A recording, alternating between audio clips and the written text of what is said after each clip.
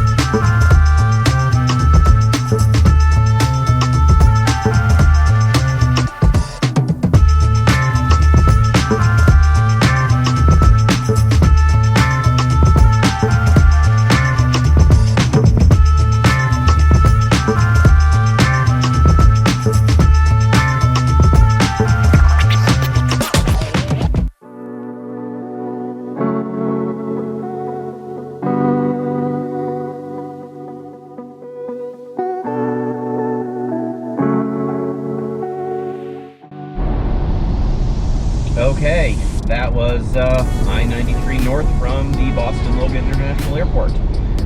Headed home now. Just give you guys some notes on that drive. I was fortunate enough that I didn't have to deal with commute traffic. I timed it well with my return flight that I didn't have any traffic leaving Boston. If you're leaving the airport after 3 p.m. Eastern, the time zone that Boston is in, you will definitely be facing some traffic. It can add up to an hour of your commute home. It'll last from literally exiting the airport all the way probably a good 30 miles potentially,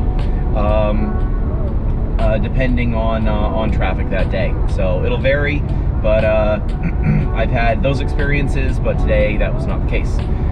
Keep an eye on signs. Just make sure as you're exiting, if your intention is to go to I-93 north, follow the signs. You can get lost real quick in Boston, so just make sure that you keep an eye on I-93 north if that is your intended route. You can easily miss an exit and get yourself turned around. It can take some time to get back on the right path, so keep that in mind. There are 2 tunnels as you exit the airport that you will go under, so be aware of that. Keep your lights on. So my ratings, road quality, also a 5. There's potholes, there's crowning, there's kind of hops on bridges because they are not as easily maintained as other roads. There are some smoother pavements, some fresh pavement as you get out of the city, which is nice. So I'd give it like a 5, maybe a 6, depending on that area.